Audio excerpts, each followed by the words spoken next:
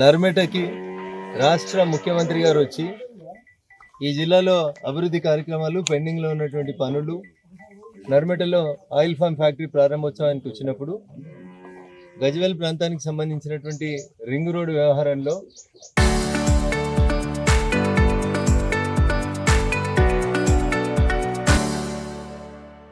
దాదాపు 151 మీటర్ల land acquisition కార్యక్రమం పెండింగ్ ఉందని ఒక రైతుని పిలిచి కన్విన్స్ చేయడంలో జిల్లా అధికార యంత్రాంగం రెవెన్యూ యంత్రాంగం అంతా కూడా మీనమేషాలు లెక్క పెడుతుందని ముఖ్యమంత్రి గారి దృష్టికి విషయాన్ని తీసుకెళ్ళినప్పుడు సాధ్యమైనంత త్వరగా గజ్వేల్ రింగ్ రోడ్ సమస్యను పరిష్కరిస్తామని చెప్పి ఆ రోజు ముఖ్యమంత్రి గారు వేదిక మీద నుంచి నాకు మాట ఇవ్వడం జరిగింది. దాంట్లో భాగంగా అసలు సమస్య ఎక్కడుంది, రైతులు ఎవరు, వారికి ఉన్నటువంటి ఇబ్బంది ఏందనేది కనుక్కోవడానికి ఈరోజు రింగ్ రోడ్డు నిర్మాణ స్థలం ఆగిపోయినటువంటి ప్రదేశానికి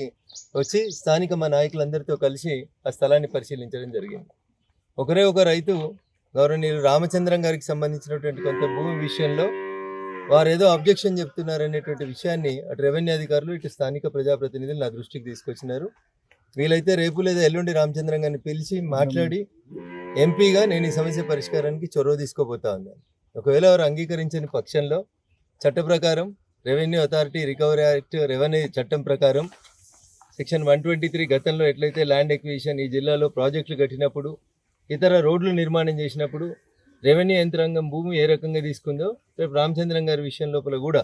ఒకవేళ వీరి సంప్రదింపులకి సమస్య పరిష్కారానికి వారు ముందుకు రాక సానుకూలంగా స్పందించక ఒకవేళ వారి సమస్య పరిష్కారం కోసం ముందడుగు వేయని పక్షంలో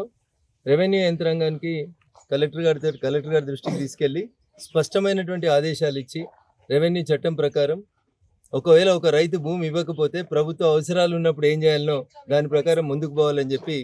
ఆర్డీఓ గజ్వేల్ గారికి ఈ సందర్భంగా చెప్పడం జరిగింది. నాకు తెలిసి త్వరలోనే ఈ రింగ్ రోడ్డు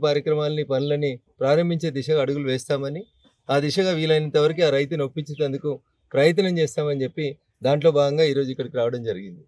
నాకు సంపూర్ణమైనటువంటి విశ్వాసం ఉంది, త్వరలోనే ఈ రింగ్ రోడ్డు పనులని ప్రారంభిస్తాం. Thank you.